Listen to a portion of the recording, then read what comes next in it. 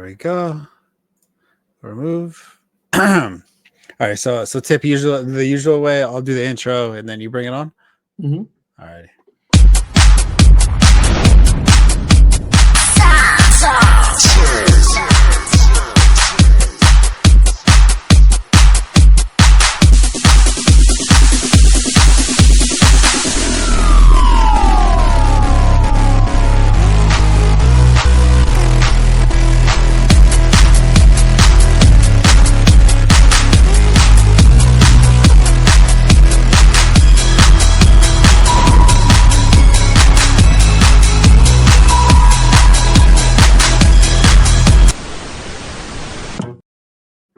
Round and round, the players go. Where they sign, nobody knows. Well, actually, we know where some of these dudes went. Yeah, I said that a little early, but of course, after a couple days of free agency, it's finally time to talk about it. What is going on, guys? It is your boy Nader with episode 3 of the Level Up podcast alongside Tip. How you doing over there, bro? I'm amazing, bro. I just had a great day today. But I'm more excited because the guest that we have on, we got 3 Hall of Famers in a row. I mean, that in and of itself is just a blessing in and of itself, man. We've had Bob Harris, Scott the King Angle, Greg Kellogg, an inaugural final or Hall of Famer with the FSWA. Greg has graced us with his presence. He's in the Hall of Fame, guys, with people like Matthew Berry, Eric Karabell, Scott the King Angle. This is a big deal. And I've had the pleasure to work with him the last 2 seasons, some on the Spaces and some with the both with the sports affiliation on the podcast. So I want to welcome Greg Kellogg. Nader, this is Greg Kellogg, the GOAT, the man, the one and only. Nader, he left out the most important things. He and I went to the expo together, and he and I actually did the Scott Fishbowl live draft together in Houston. Really? Those are important. Yeah, he just happened to leave that out, huh? No, no. Oh, it's just a little thing. Oh, no, you know what? No, I felt like I was getting too long-winded, and I wanted to hear Greg's voice because everybody wants to hear Greg's voice. So, look, that's what it was. He just seems to leave out information, and that's really rude of him. I don't like that at all. Well, he's a Raiders fan. I was just about to say that. It's like we are going to have fun today. It's hard. It's hard when you're on parole to those Raiders. I know it's terrible. I don't know, man. But of course, usually the players and not the fans. Just so you know. Usually, yeah. In Tip's case, sometimes you're an exception. And you guys stop talking about my Raiders, man. I'm telling you, we are coming for both your asses. Like we are coming for this division. I'm telling you right now. Wow, I haven't heard that one. I'm telling you right now. My team's not in your division, and if it was, so we're coming for our division. You would be second place for sure. You may be third place this year in your division. That's like a good season for you too. Yeah. Man, look, let's stop because you both had disappointing seasons. We all 3 did. So let's don't go there. I don't know. 15-2, I was pretty happy with my season. Yeah, but 15-2 in the way you guys were going on. I wasn't real happy with. The season was fine. Oh wow. All right. Well, all right. It's like I said, the postseason I was disappointed with, but the season I was fine with. Well, okay. So look, and we beat Ohio State again. Look. We're just gonna cut. We're just gonna go to this. We're gonna go to the next section. Since we're talking about Michigan, Greg, I got some questions for you because I'm not gonna let you sit on here and bash Ohio State because I am a newly found Ohio State fan. We're not gonna have that. We're not gonna have it. My nephew goes to Ohio State. I'm an Ohio State fan now. And we're not going to have that. That's all I'm saying. They win the national championship, and they can't beat Michigan. What does that tell you about your newly found team? We're still champions, baby. That's all it tells me. That's all it tells me. We're still champions. When we won the championship, we at least had the good taste to do it with an undefeated season. Look, okay. All right, Nader. Look, all right. I'm going to get into this question because this question actually talks about both of the states. Talks a little bit about Michigan and talks a little bit about Ohio.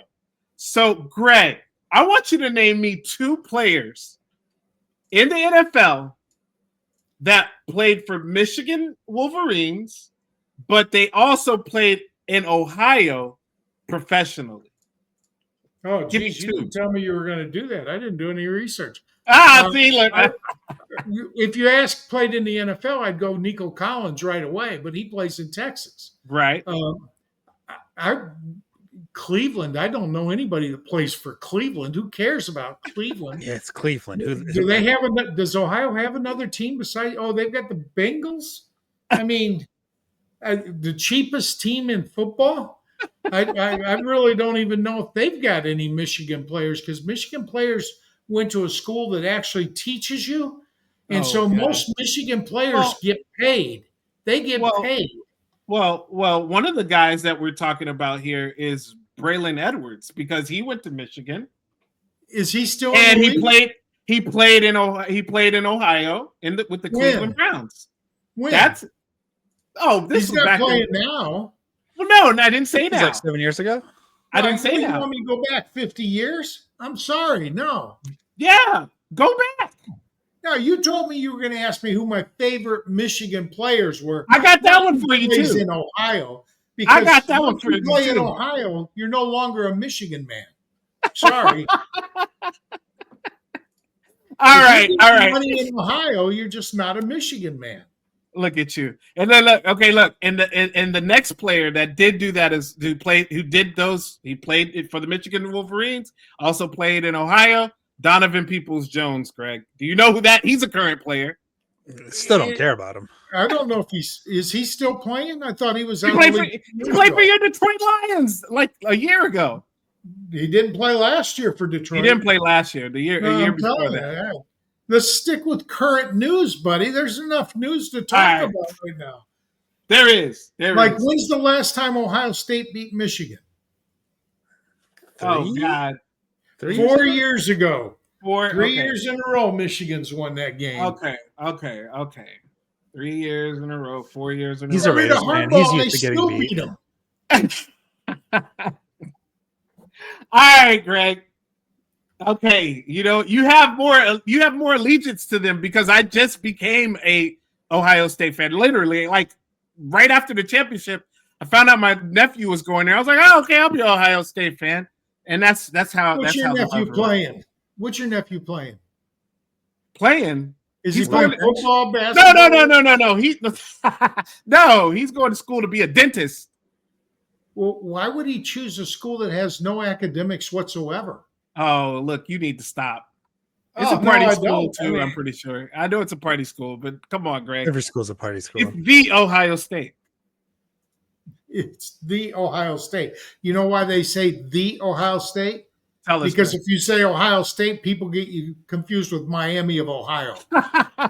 Or no, I think there is a state. There's Ohio University too. Ohio University. Yep, that's what it is. All right. We're done with the trivia question for now. Let's talk about some free agency. Nader, tell us what was one of your biggest free agent signings and or biggest surprise or biggest dud. Let us know. I mean, I'm gonna stay clear of the big names. No. I'm staying clear of the big names, and I'm gonna go for one of the underrated, under the radar ones. And I'm gonna talk about the fact that the Titans decided to sign a left tackle. And now they get to move their 2024 first round pick left tackle to the right side. And now they're heavily invested in the offensive line, meaning that whoever's the running back there should have a pretty good season. I really like what they're doing on the offensive side of the football. And I always say whenever a team gets better on the offensive line without screwing up their, I guess, like whoever they had previously, it only elevates everybody else's fantasy value. Yeah. I actually drafted Ty Spears in a mock draft Monday night. See, was that with JC and yeah, that was with JC and those folks. Yeah, people like Spears, only their fantasy value went up. It can't go down in that scenario. So stuff like that, I really enjoy because I mean, right now, like Rico Dowell, he left the that one's probably the most frustrating free agency signing for me is the fact that he left the Cowboys to go to Carolina, and now both of their values are screwed. Meanwhile, Javonte Williams, that of all people, is now the running back for Dallas. I hated that move at all. I feel like it screwed up a lot of people's dynasty teams. Wait, what? Whoa! Why do you not like the Javonte Williams to the Cowboys? Congratulations. If they get that offensive line, if they get that offensive line together, which is going to be a big if because they did just lose with Zach Martin. I think he retired. Yeah, 4 inches. 4 inches. 4 inches. The difference in quickness, 4 inches, is the gap that a top running back needs in the NFL. If they lose 4 inches from their initial burst, they're done. Javonte is done. And you have to remember, 4 inches is a lot. It's NFL. Big. It's big. No, in general, like it's 4 inches. I think even like 3 inches is a lot too. Well, sometimes even like 2 inches is a lot. Okay, I think Nader's trying to be funny, and that Middle Eastern humor just isn't the same as the Midwestern humor. I don't know about that one. I don't know. Wow. Okay, are you disagreeing with me? Are you saying that's small? I'm saying 3 inches is not a large distance. 4 inches is not a large distance, other than in the NFL, in the quickness range. But I got to tell you, there's 2 moves that I like. One was a trade, and one was a free agent signing. I love the fact that Tunsil went to Washington. Washington already has a very good team, and they're just getting. Didn't they sign Debo as well? Yes. Yeah, they traded. So they got receivers. They've got, and what if they're drafting at a position where they could reasonably get Ashton Genty at running back, and they need one because Brian Robinson Jr. I like him. I like BJR. I do. Yeah, I like BRJ, but I think that Genty is I hate the term generational talent because they use that too much. But I think he's every bit as good and better than Bijan. I really do. This kid is special. Or they could go with Marion Hampton, who I also think is a very good running back.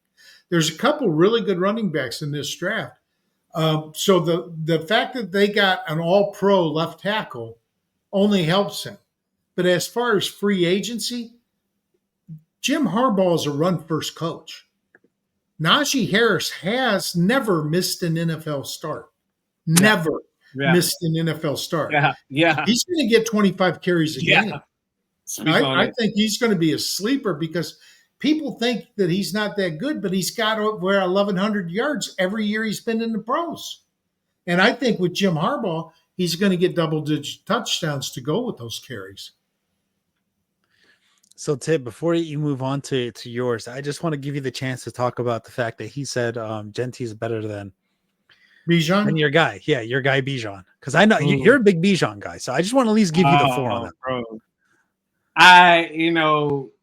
I'm not going to sit here and say that Ashton Genty is not going to be good in the NFL. We truthfully don't know.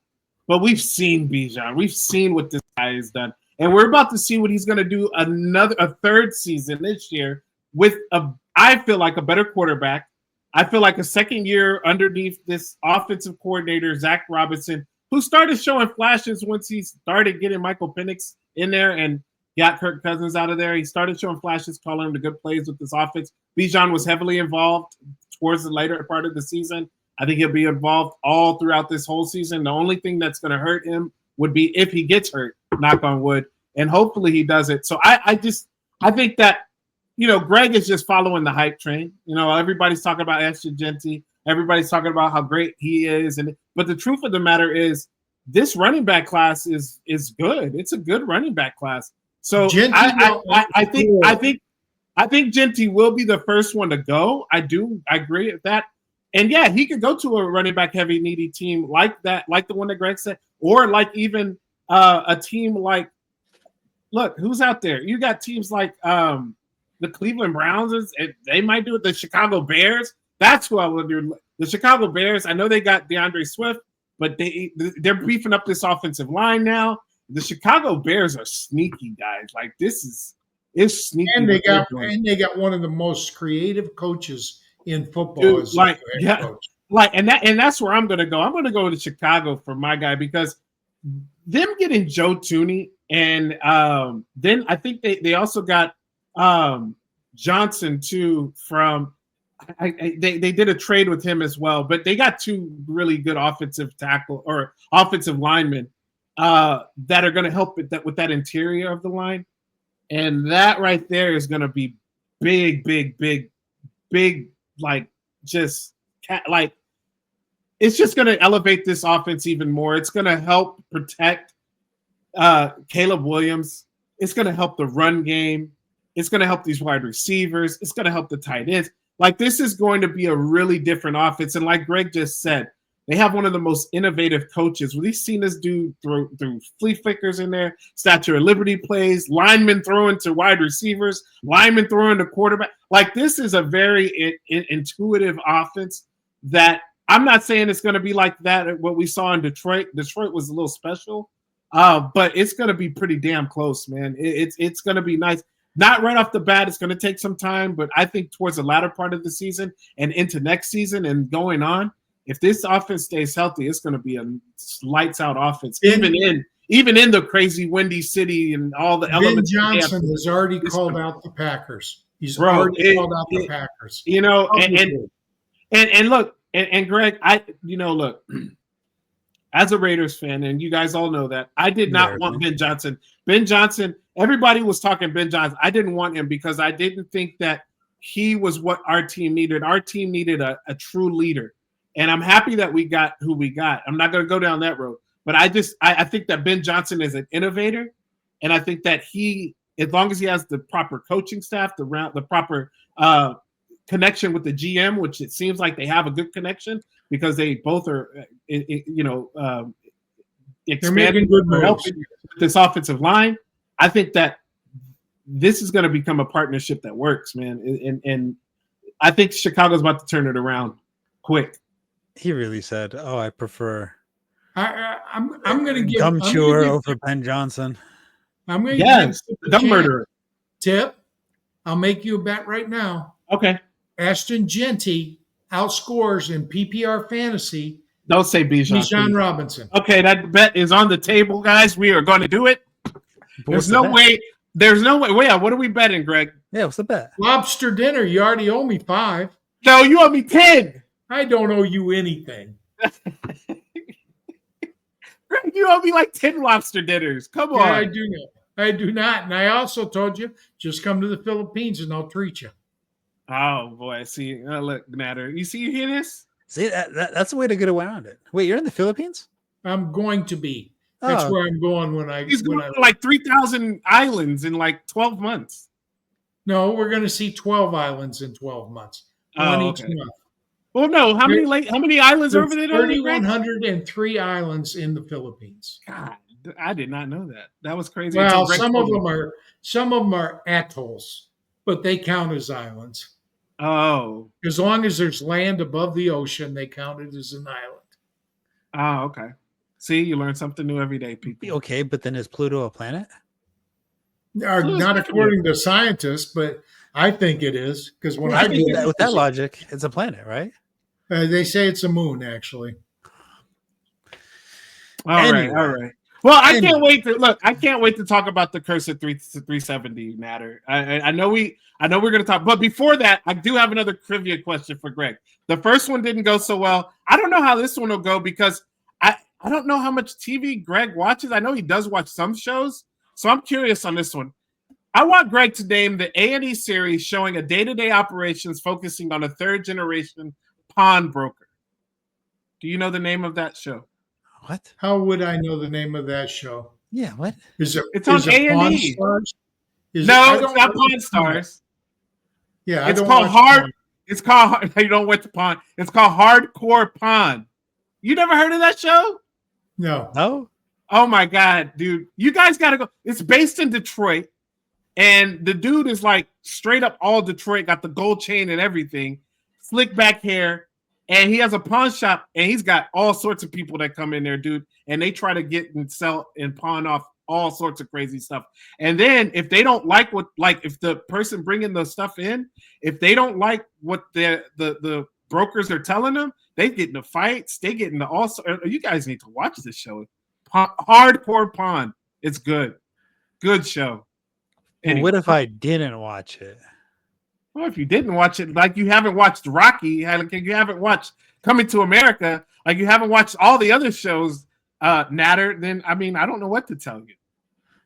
God. Alrighty.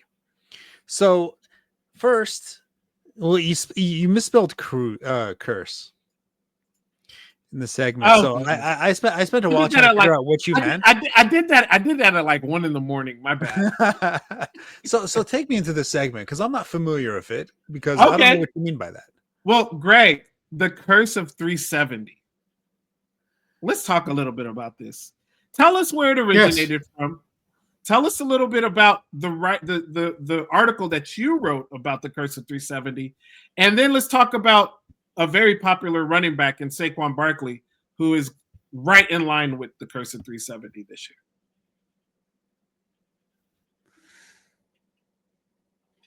Well, let's start with where it originated at. All right. The curse of 370, there used to be a website called Fantasy Football Outsiders, and it was run by a guy named Aaron Schatz. Okay. Aaron Schatz postulated that if you had 370 carries, that you would suffer a degradation, likely an injury, but even if not an injury, a degradation of fantasy scoring the following year. Right. My problem with that, I think he did that in like 2004, so it goes back a ways. I redid the article, I want to say in 2008, but I can't find my old article, so I can't really say that. But I redid the article, and I went back probably 25 years, and I modified it from 370 carries to 370 touches, because I postulate that it's not the carries that matter, it's the contact at the end of the carry. It's the hits. The hits are what cause you to drop. So recently I redid the article, and I went back to 2010. And basically, since 2010, I'm doing this from memory now because I just don't have the script up in front of me. I do have it. There it is. I'm going to read you some names, and I want you to tell me if you think they're good backs or not. Steven Jackson, Arian Foster, Ray Rice, Maurice Jones-Drew, Arian Foster, Adrian Peterson, DeMarco Murray, Le'Veon Bell, Ezekiel Elliott, Christian McCaffrey, Derrick Henry, Najee Harris, Jonathan Taylor, Josh Jacobs, Derrick Henry again, and now Saquon Barkley. So, all of those people had 370 touches or more in a single season. Now, Ray Rice is the best one. Now, a touch is a carry or a reception. Right. Okay. Of those players, only one actually improved their numbers the following year. Ray Rice had 370 touches in 2010, and then in 2011, he had 367 touches. He actually improved his scoring with 3 fewer touches, because he went from, let me pull up the script so I can see it. Told you. He went from Ray Rice, went from, oh God, I can't see it. He went from like 6 touchdowns to 15. Yes, he went from 6 touchdowns to 15. He went from 1,776 yards to 2,068. So he did improve. But even with him improving, everyone else, 14 running backs, actually lost points. Now, Ezekiel Elliott lost the smallest percentage of points. He lost 5%. So I consider that flat because there's going to be variations. And 370 touches means you're touching the ball a lot. So that's a really good year. So losing 5%, I consider flat. I really don't consider it negative. But the average of all the backs, including Ray Rice, who went up about 30%, was a 40% drop in production. Wow. Okay. The average was a 40% drop in production. Now, the problem with this is only one back out of 15 has beat the curse. So if you want to bet on Saquon, go right ahead. I'm not drafting him. He's going to be the first or in current Fantasy Pros ADP. He is actually the second player being drafted in single quarterback leagues behind Jamar Chase. Chase is going number one, and he's going number two. Now, if he does anywhere close to what he did last year, he justifies that. If he does within 10% of what he did last year, he justifies that. Yeah. But how many skill players, how many linemen have the Eagles lost this year in free agency? Okay. If he stays healthy, he's still got to perform at a superb level. I don't see it. And there's an old saying, you can't win your fantasy draft in the first round, but you can lose it there. Mm-hmm. You take Saquon Barkley and he gets a 40% drop, you just really hurt yourself. I'm not willing to take that chance because, again, 14 out of 15 dropped, and the average drop was 40%. It's actually more if you don't count the one who gained points. So now, Tip, I'm going to try to get together with Ronnie and see if we can't get an AI to go back even further and study everybody since 1960 that's gotten 370 touches and get a bigger sample size. Because I think it's going to hold true. I really do. Yeah, I look, and now you know what the curse of 370 is. Like, and everybody who doesn't know, I think it's something important to know about. Look, hey, at the end of the day, you go out there and draft however you want to draft. But then there's also like studies and there's, trends that happen that sometimes if these trends come true, you don't want to be stuck out there when people are telling you or warning you. Like Saquon Barkley being drafted as the number 2 overall player is, to me, like you got Jamar Gibbs, you got my guy Bijan Robinson. I understand the Jamar Chase. That's fine. I get it. I just think that there's other players who are younger who, look, there could be at any moment in time, it could just go really, really bad for Saquon Barkley. It could happen. And look, it may not happen this year. Hell, it may not even happen next year. But we don't know when that's going to happen, where he, something happens. Knock on wood again. I don't want this to happen to him because I love the kid. Like, if he gets injured or bangs up, I just think that if you're going to do that, you have to have a lot of different insurance policies in place. Where if you have the second overall pick, getting somebody like Jamar Chase or Jahmyr Gibbs or Bijan Robinson, and then building up on it that way. Nader, I mean, what do you feel about it? I mean, are you still going to go out there and draft Saquon Barkley? Because I mean, that's an interesting statistic, and you know what? Statistics don't lie. Derrick Henry in 2022. Finished with 302.8 points. In 2023, I don't believe he missed any games, but he finished 18.5% lower with 246. Still pretty good, but not worthy of a top 5 pick. And if you go back to 2020, when he was much younger, he had 333.1 points. And the next year, he only played 8 games. So he dropped to 223.9. Now, what that means is the 8 games he played, he did extremely well in, but he still missed 9 games. And you don't want your first round pick missing 9 games. Yeah. Yeah, but in Derrick Henry's case, the 2023 season, the Titans were just god awful. It's not necessarily a him issue. That was a team issue. It just happened to affect him. Except that it's happened for every team and every back that's done it before. Christian McCaffrey. He got He hurt. gets hurt the year after he gets 370 touches. Well, he never stepped on the field. He got hurt in training camp. But yes, Well, yeah, your point. Yeah, the point. Le'Veon Bell is the only back that I named that got hurt in training camp and missed the entire following season. Now, is that the ACL tear or his holdout year?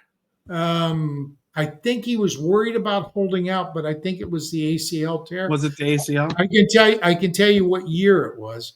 Le'Veon Bell had 370 carries in 2017, so it was the 2018 season. So you can look and see which year it was, but he didn't play a single game in that season. He got 0 points, 100%, and you know he was drafted. Oh, Even with threat of a holdout, he was drafted early. Oh, yeah. Because he's coming off a huge year. People looked at what they did, and I'm telling you, 370 is a real deal. And there's no way that I would draft any back that gets 370. Go back to Ray Rice. Ray Rice actually had a better year. But guess what? 4 years later, he was out of the league. Well, for a different reason. Well, for different reasons. Yeah, he was 26. He was only 26. Yeah. I'm saying the hits are cumulative. Yes, there was a reason he was out of the league. He blew up his knee. Okay? But yeah, that's the reason. Well, there is a reason. But was that partially because he got all those touches 2 years in a row? 370 and 367, 2 years in a row. And each of the years after, he went down substantially until 4 years after he got 370, he was done. Greg, it looks like with your blurred screen, it looks like when you put your hand up, you're throwing the middle finger up at us. I'm trying. Who says I'm not? That's a good point. I think one. Ray Rice just really likes elevators. Yeah. Oh, wow. So better. I thought that was the reason. I was like, yeah. No, well, he did blow out his knee, but he also hit on his anyway. Yeah. Yeah. Look. Bottom line is he was 26 years old. Yeah. And he had a good career, and he was done. Yeah. He was totally done. So, go ahead. Yeah. Go ahead. I'll let you finish. I was just going to say Ezekiel Elliott did pretty good his next year, but he only had one with 370 touches. That was 2018. All right. Christian McCaffrey, Maurice Jones-Drew, Najee Harris. These are all good backs. Jonathan Taylor. What has Jonathan Taylor done since 2021? Well, he had a good year this year. At 1,200 yards, double-digit touchdowns. He had a good year this year. How many touches did he have this year? Oh, touches. No. He was lower on the touches. I looked at his numbers. He was lower than the 370 for sure. Oh, yeah, because the only one that went over 370 this year was Saquon. That was it. And nobody. 2023 was weird. Nobody did. Nobody got close to 370 touches. I remember seeing that. Yep. Well, you also have to remember with Saquon, he got tackled, I believe, inside the 1 yard line, like 7-9 times. I forgot exactly the number. Yeah, the tush push. They took a lot of his number could have only gotten inflated even more. Personally, I wouldn't feel too bad about taking Saquon Barkley at 102. I think. Talk to me after next year. All right, we'll do. Okay. We'll revisit this conversation next year. But I mean, he hasn't had that much wear and tear on his body before the Eagles, and that team is so good. The offensive line is really good. Well, it was until they started letting all their interior linemen go. They're replaceable in the draft. Yeah, you say that, but no, they're not. You don't replace an all-pro in the draft. I'm sorry. The problem is the only running back that I would consider taking over right now, Saquon Barkley, would be Bijan Robinson. I'm not taking him over him in a heartbeat. I took Ashton Genty over him. In the redraft league? No, in a dynasty. That'd be a different story. Yes. In a redraft league, no, I think Saquon Barkley would still be the 102. Not for me. I'd take a receiver before. Well, this begs the question here for you, Greg, because obviously Nader is still on board with Bijan. I mean, with Saquon. I'm more of a skeptic. I'm more like you because I saw how hard he run, and I saw that it's a long season, and I saw how many carries he got or touches he got in the postseason as well. When would be a good time though? Like, let's say you're in a draft full of people that are just like me and you, Greg, that are a little skeptical about Saquon Barkley, maybe know about the curse of 370. Would you feel comfortable though, even in that league? Third round. But he'll never drop to the third. I know he won't. No, I know. I'm not sitting here saying he will. I know he won't. But I would feel comfortable in the third round because when he plays, he's going to be good. Yeah. Saquon is going to be good when he plays. Yeah. I'm just not sure how many games he plays this year. Right. That's tough. So I'm a big proponent of, if you're in picks 1 through 4 or 101 to 104, I feel like you personally have to take an RB regardless. Oh, you're like going to like you. By the time it comes back to you, there's a lot of people doing 0 running back now. So they're going wide receiver early and often. Yeah. I get it. I just think when you have solid RBs, your fantasy team is significantly stronger. I agree. Yeah. I'm an old stud running back guy. 3 running backs in the first 5 rounds. Yes. That's how I grew up playing this game. But I do that. I do that now. That said, I've moved to balanced running back, and I basically try to get 2 running backs, 2 wide receivers, and a tight end in the first 5 rounds. And I wait on quarterback because I think there's a lot of quarterbacks in single quarterback leagues. Superflex different, but in a single quarterback league, I wait till the 5th or 6th round for my quarterback. Yeah, which I definitely agree with. I like to sandwich it. I like 1 running back, at least 2 wide receivers, and then sandwich it with another running back. That's, I think. Well, when would you draft Bowers? So, you're not drafting him in the first round. You're not getting him. No. Yeah, I wouldn't do it. You're not getting it. I wouldn't get him. Second round, I would consider it. Yeah. See, now, for years, it was Travis Kelce that you had to take in the first round if you wanted it. Right. And he had such a huge difference at his position that he was worth a first round pick. Right. It's not how many points you score. It's how many more points you score than the player you can get instead of him. Correct. That's what you have to try to calculate, is the difference a player makes where you take him. And frankly, your top wide receivers and your top running backs are going to outscore your top tight ends in difference that they make, unless you wait. There's probably 4 or 5 tight ends that are all pretty good right now. Yeah. Right. When there's only 1 tight end that's any good, you draft him early. Right. But I've seen Brock Bowers go first round in that last draft we just did at 106. Somebody took Brock Bowers in a Superflex Dynasty league. Yeah, I don't know if I wouldn't do that. I don't think I could do that. I got Evan Ingram much later, and I'm happy with that choice. And now he's with the Denver Broncos. So I mean that in of itself. The Denver Broncos, they needed a tight end, so they got a guy who can blaze down the field. He just can't stay healthy. So I think they'll still get another tight end in the draft too. So, but yeah. I mean, but circle back. I mean, if you do want a running back in the first round, I would rather Saquon over. I mean, the ones that you mentioned specifically for the reason that he is the sole.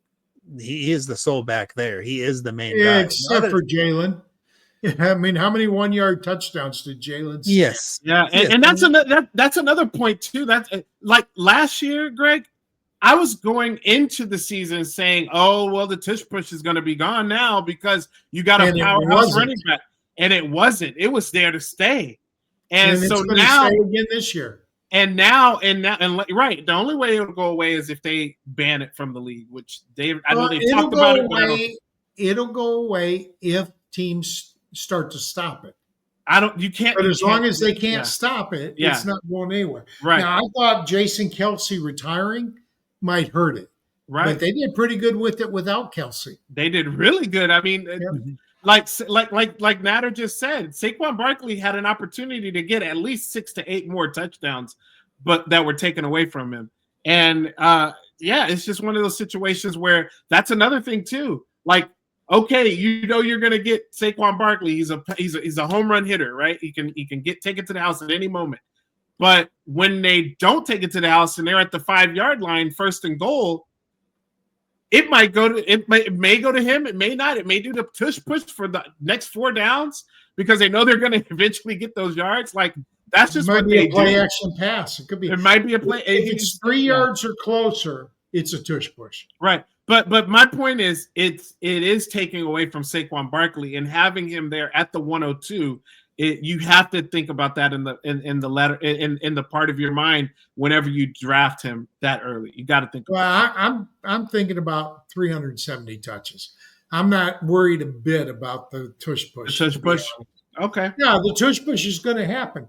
The tush push happened last year, and Saquon still had a good year. He's had a great year. Okay, so I'm not worried about the tush push. You know it's going to happen. I don't worry about that. I'm worried about the curse because I truly believe I've seen too many times teams get burnt by taking the top running back from the year before too early. Yeah. And honestly, I mean, it's a really good point. I'm not going to hate on anybody for going with that one, but God, at 102, I would feel really stupid if I passed on Saquon Barkley and he put up the same production as he did last year or even close to it. Yeah, well, what's close to you? 10%? 15%? It's probably like 15%. All right, so if he drops 15%, go into your scoring system and multiply his points last year by 0.85 and then see where he would have finished in running back rankings last year. And you're going to find out that he's not worth the second overall pick at that point, even with just a 15% drop. Yeah, but you can label that with any running back right now. Well, but that's just it. Any running back didn't get 370 touches. And all I'm telling you is you go in and you calculate every back in the history of the NFL that got 370 touches and see what they did. 90% of them suffered a degradation in performance last year. Very few. I kept hearing this thing about who was the running back. Somebody said, name the top running backs over the last 10 years. Adrian Peterson, Jamal Charles, Chris Johnson. Let's see, Bijan Robinson, Saquon Barkley. That's no longer in the league. McCaffrey. Oh, that's no longer. Yeah. Christian McCaffrey. I can't remember. Somebody said this back, and this back did have a lot of seasons with 370 touches. Yeah. But every season after the 370 touch, he dropped in points. Wow. Every one. And he was the guy that they held up as the example. So, no, it just doesn't happen. It's not Todd Gurley, right? Todd Gurley? No. Todd Gurley? No. I'd guess Steven Jackson. No, it's not Jackson. No. I want to say. I want to know who the hell it is. No, hold on. I gotta think. Give me 1 second. Do you know what team he played for, Greg? Yeah, give us the team. I don't remember. Okay. But Shoot. I think it was Schatz that mentioned it, and I didn't write him down in preparation. But he played before 2010 because he was getting his carries. Okay. Okay. Yeah, I'd probably go like Jamar Charles or something like that. I want to say, I don't want to say it because it's cool. It's cool. All right, but man, Greg, he had a lot of seasons. He had like 4 seasons with over 370 touches, 4 or 5. So wow. he was. And that means every year he had a 370 season, he had a good year. Right, But the year after, he always dropped in points. Always dropped in points. Wow. And I didn't go in because I only went back to 2010. So I didn't go in to see how he did. I just went in to look at him. And when I looked at his stats, his fantasy points dropped. Every year he had 370 touches. Wow. Now, I don't know if they dropped 3% or 30%. I don't know. Yeah. I just know they dropped. Man, Greg, well, it's been a pleasure having you on, as always. Greg, I miss you. My pleasure. Nader, it's really good to meet you. Yeah, I love you, to Greg. meet you as well. Yeah, you know I love you, Greg. Greg always brings the hard, heavy, grind them out stats that I love and that pushes me. And I love the way he comes out with that stuff. If you guys are not following Greg, please do so. You see his @ symbol. But Greg, tell us some of the other great things that you're going to be doing this offseason. I'm not. I'm getting ready for my vacation. Next year I won't be in any fantasy leagues. I'm not going back into Scott Fish next year because I'm not going to be available. I don't know what my internet will be like over there, and I'm not going to. I've got the Beat a Hall of Famer league that I'm not going to run this year because I'm just not going to be here to do it. So this year, it's not really a good idea to follow me this year. Follow Sports Affiliation, follow Tipp, follow Nader. These guys are going to be keeping up with this stuff.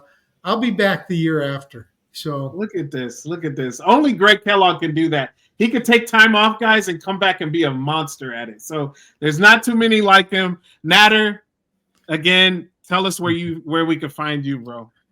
I mean, on Twitter, I'd prefer if you know what? All right, you can. It's fine. At Top Tier Tactics _ you can follow me and then just please don't look at my post history. Oh my God. Why would you even say that? Now they're gonna go and do that, man. No, they won't. They won't. They're real ones. They won't look at it. All right, man. What about you, Tipp? I'm Tipp. You can follow me at Tipp Major. I just got a job with Odds Checker, working with them. So I'm excited about that. My first article came out on Monday. It was about the Geno Smith news because I told him, I was like, look, I'm a Raiders fan. I'm chomping at the bit to write about the Raiders. So please look out for that. It's got a little bit of betting in there as well. So just a tad bit. I'm not going to hit you with all of it yet. So I got to, ease it in there, which Greg and I we did a betting show. Go out there and look for it as well. It was with the Sports Affiliation. We had fun with it. We had the Idjit Call of the Week and all sorts of good stuff. It was fun. And you guys can track how we did as well. Sad that I won't be able to do it this year with you, Greg, but you know what? We'll always do it in spirit, man. I love hanging out with you. And then, of course, also at Football Guys, writing articles with them as well. I love being with those guys. Those guys are amazing over there. And then, the 32-bit with my guy Nader. Next week, Nader, we've got another heavy hitter, Dave Kluge. Uh-huh. Who also writes for Football Guys. Oh, yeah, he writes for Football Guys. And Dave Kluge is the face of Football Guys. He's not the face because that was a drawing like a kid. But that's One-Eye Joe. But Dave Kluge is the one of the faces of Football Guys, man. And you guys haven't seen Dave Kluge, haven't been around him. He's an awesome guy. He's fun to hang around with. He's funny. And I can't wait to have him on. But before that, Greg, thank you so much. Any parting words? Anything you want to say? Hey, just have fun with it. As long as you're having fun with fantasy, you're doing it right. If you're not having fun with it, why are you bothering with it? It should be fun. I love it. And Nader, talk to me next year. I go ahead, you draft Saquon. You go ahead and draft Saquon. Talk to me next Actually, year. well, you see, I'm in a bunch of reoccurring leagues, right? Mm-hmm. And it is the reverse order of what you placed. So in no leagues am I going to be available to take Saquon Barkley. I don't know. He may drop in some leagues. Yeah, if he drops to 112 or like 111 or something like that, I'm taking him. I think all of your leagues. I think a majority of I mean, of course, I'd have to look back. I'm only in like 5 or 6, but I mean, the majority of those, I don't think there's any of them I'm less than like 106. Okay, so if you're winning the majority of your leagues, you need to up your competition. Yeah, that's a fair point. Truth. Fair point. Look. Fair point. All right, guys. No, he's right. But all right, take us out. All right, guys. Good luck, everybody.